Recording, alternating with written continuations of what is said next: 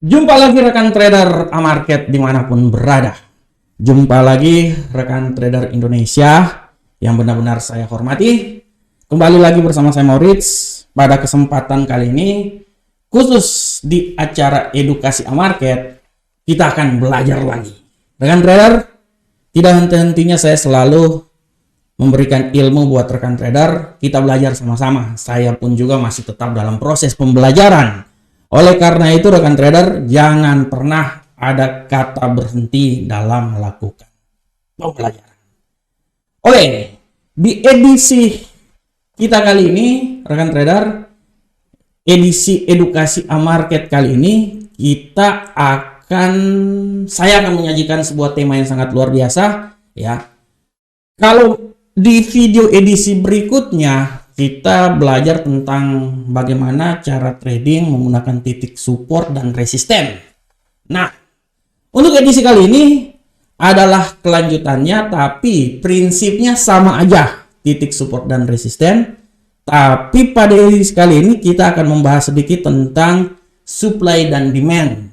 Nah, kenapa supply, kenapa demand, apa itu supply, apa itu demand, bagaimana konsep dasarnya, kita akan bahas sama-sama. Untuk kali ini rekan trader, video ini saya lebih banyak ke permulaan lah ya. Video permulaan apa itu konsep support dan resisten. Nanti di edisi berikutnya saya akan lebih memperdalam lagi konsep dari supply dan demand ya, supply dan demand. Oleh karena itu rekan trader bisa lihat di sini ya, sabar. Nah, oke. Rekan trader bisa lihat di sini. Tema kita kali ini tentang support dan demand dalam trading, baik itu trading forex, trading kripto dan lain-lain. Intinya dalam trading. Nah, tapi sebelumnya rekan trader kita akan bahas dulu apa itu support dan demand rekan trader. Berbicara tentang support dan demand, rekan trader ya. Sebenarnya support dan demand itu kita bisa bilang dalam sisi ekonomi ya. Dalam sisi ekonomi, support itu bisa kita mengartikannya sebagai sebuah keadaan di mana jumlah barang itu tersedia. Sedangkan demand kita artikan itu dalam arti bahwa jumlah barang yang diinginkan. Ya, itu yang konsep dasarnya seperti itu dulu rekan trader. Konsep dasarnya itu seperti itu dulu, sehingga dari sini kita bisa mengartikan bahwa jumlah persediaan barang untuk supply dalam periode tertentu, sedangkan demand adalah jumlah barang yang kita inginkan. Kalau jumlah barang yang sudah tersedia, kalau sudah tersedia, apa yang harus kita lakukan? Ya, kita melakukan penjualan. Sedangkan apabila jumlah barang yang sudah tersedia, ya demand, apa yang kita lakukan? Ya, kita akan melakukan pembelian. Nah, itu dia. Jadi pada prinsip konsep dasarnya supply dan demand seperti kayak gitu rekan trader. Supply bisa diartikan sebagai pasokan ya, dan demand bisa diartikan sebagai ketersediaan barang secara ekonomi ya, secara ekonomi. Nah, selanjutnya rekan trader, bagaimana konsep supply dan demand dalam trading forex ya. Pada prinsipnya supply ini dia identik dengan zona jual atau zona sell. Sedangkan demand selalu identik dengan zona beli. Nah, gitu rekan trader. Nah, intinya seperti kayak gini rekan trader. Ini saya berbicara lebih ke logika ya rekan trader ya. Contohnya gini. Contohnya berbicara tentang supply dan demand, kita ambil contoh gini rekan trader ya. Ini dalam ilmu ekonomi ya. Apabila misalnya rekan trader ini punya mangga ya, satu karung mangga itu, kantung mangga itu dia harga mangga itu $1 per karung ya, contoh ya. Nah, dari hasil panen ya, dan biasanya kita akan menjual 4 atau 5 karung ya. Nah, tapi dengan keadaan di mana di keadaan di saat mangga itu, keadaan itu di saat pada musimnya. Nah, tapi di saat pada musimnya kita bisa lihat bahwa mangga itu tidak ada harganya rekan trader, karena di kiri kanan ada mangganya ya. Nah, itu seperti kayak gitu. Tapi kalau seumpamanya harga mangga tersebut tidak, kita ingin mangga tapi mangga tersebut tidak ada, bukan pada musimnya, otomatis harga mangga tersebut akan terjadi kenaikan harga mangganya. Nah, itu dia. Jadi pada konsep dasar supply dan demand adalah suatu konsep di mana bagaimana cara kita memandang situasi pada saat bagaimana kita akan melakukan penjualan. Ya, kita sudah barang tentu kita akan melakukan penjualan di saat harga yang paling tertinggi, ya. Dan bagaimana kita melakukan pembelian, ya sudah barang tentu kita melakukan pembelian di harga yang paling terendah. Karena kalau kita melakukan pembelian di harga paling tertinggi, ya kita pasti rugi lah, ya. Contohnya seperti kayak gitu ya. Nah, oleh karena itu rekan trader, gitu sebenarnya adalah konsep dari supply dan demand. Tapi saya mau bilang sekali lagi, pada prinsipnya supply dan demand ini rekan trader bisa lihat di sini sebagai contohnya, ini dalam trading ya. Ini contohnya supply adalah area di mana keadaan di mana suatu zona. Jadi berbicara prinsip dasarnya supply dan demand itu prinsipnya sama aja dengan pada prinsipnya sama seperti support dan resisten. Permasalahannya support itu adalah titik garis yang kita tarik, sedangkan supply dan demand itu lebih ke zona, ya, lebih ke zona. Nah, seperti yang tadi saya bilang, zona demand selalu identik dengan zona di saat kita akan melakukan pembelian. Sedangkan zona supply adalah suatu zona di mana kita melakukan penjualan. Di saat pembelian dilakukan, ya, di saat pembelian dilakukan, harganya menjelang tinggi, ya kita terus melakukan pembelian. Sedangkan di saat harganya tinggi, ya kita melakukan penjualan. Nah, ini prinsip dasar dari supply dan demand, ya. Berbicara tentang supply dan demand ini sebenarnya rekan trader, pada prinsipnya saya mau supaya rekan trader membuat sebuah supply dan demand ini lebih banyak logika. Karena kenapa rekan trader? Dalam trading, pergerakan trading, segala sesuatu itu akan selalu berubah, ya. Dan dalam trading, apa yang terjadi sekarang adalah keadaan dari apa yang terjadi sebelumnya. Oleh karena itu, supply di saat sekarang bisa menjadi supply di saat akan datang. Dan demand di saat sekarang bisa menjadi demand yang akan datang. Dan tidak tertutup kemungkinan pun juga supply bisa berubah menjadi demand dan demand bisa berubah menjadi supply. Pada prinsipnya seperti kayak gitu, ya. Nah, konsep supply dan demand dalam trading sebenarnya ini konsep ekonomi ya rekan trader ya. Apabila permintaan demandnya naik, ya, sedangkan harga ketersediaan barangnya tidak berubah, ya orang barang tentu ya harga akan naik lah. Mangganya ingin banget, sedang kita ingin makan mangga, sedangkan mangganya tidak ada, ya harga mangga akan naik. Begitupun sebaliknya, di saat kita ingin makan mangga, mangganya banyak, ya otomatis jual murah lah, ya pasti akan terjadi harganya akan turun, ya.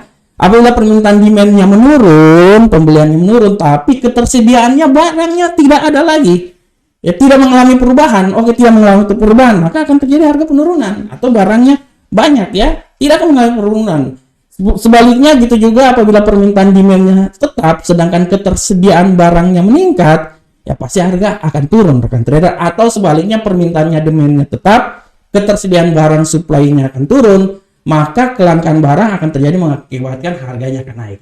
Jadi intinya harga akan naik kalau barang langka, harga akan turun kalau barang itu udah banyak, ya. Begitupun juga dalam trading.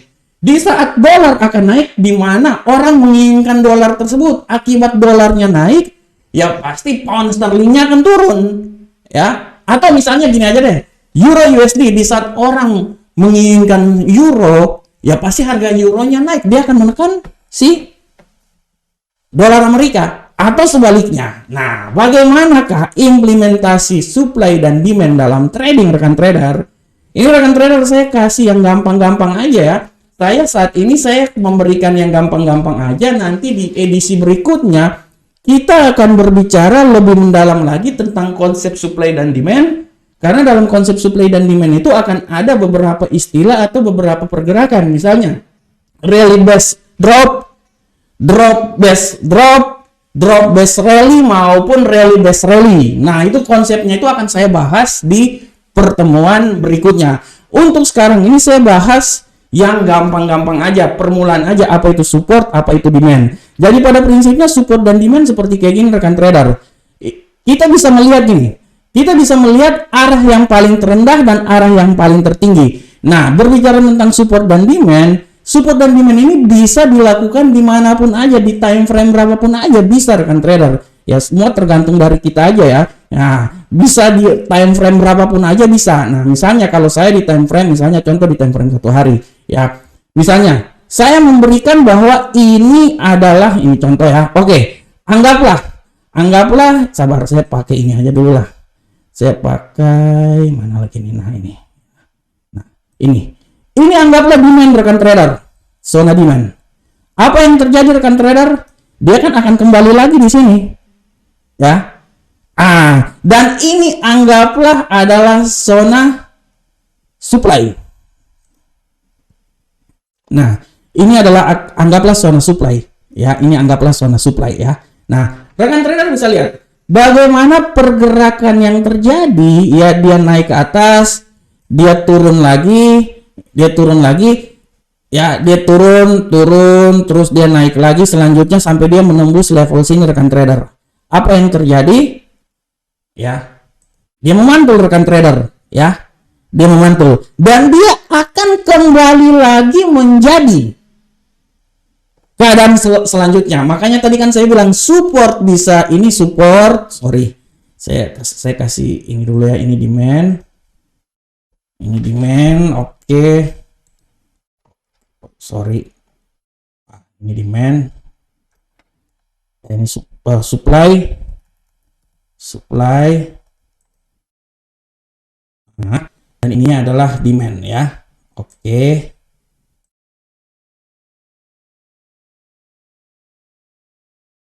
Oh, ini demand, sorry.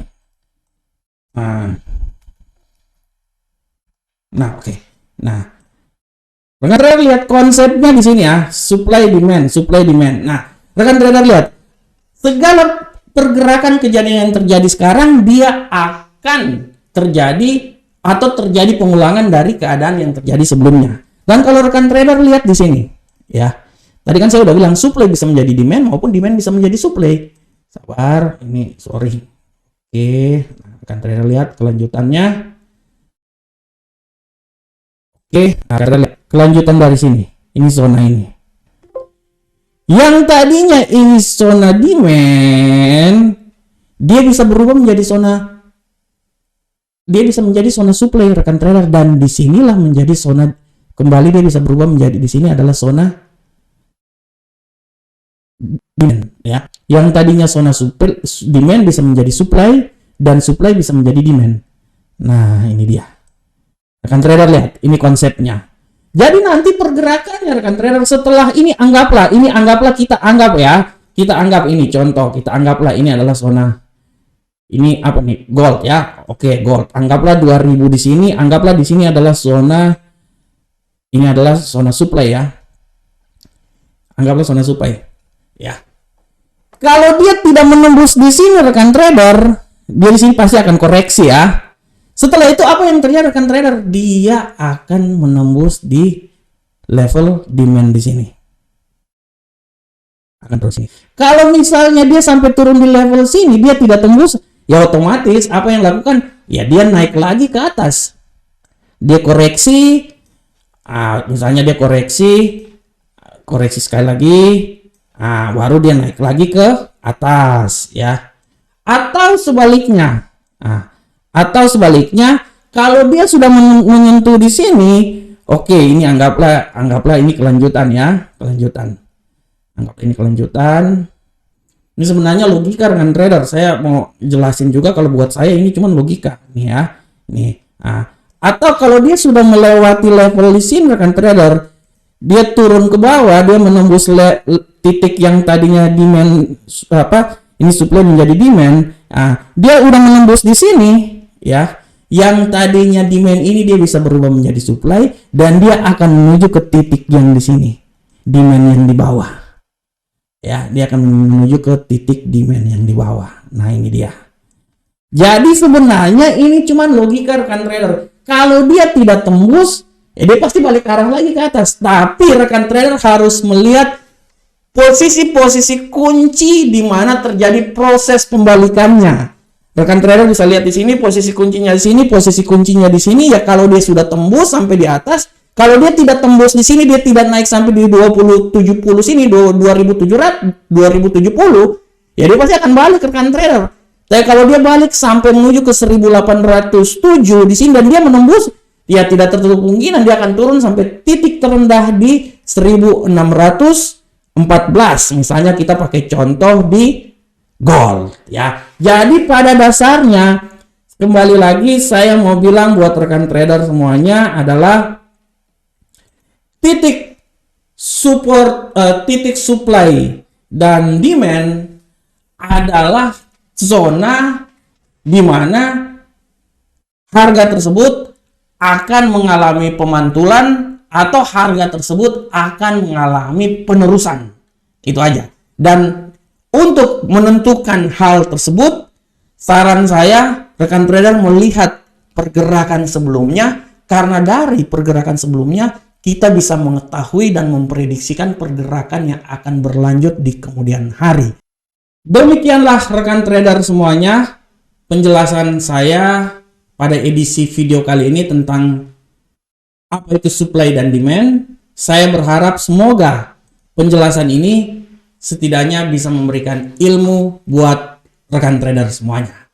Kita akan lanjut lagi di video-video berikutnya dan akan membahas lagi lebih mendalam lagi tentang support dan supply dan demand. Ya, oleh karena itu tetaplah bersama kami, tetaplah menyaksikan video-video edukasi kami, dan semoga video edukasi ini bermanfaat untuk kita semuanya. Assalamualaikum warahmatullahi wabarakatuh. Sampai ketemu kita di pertemuan berikutnya. Salam Profit Indonesia.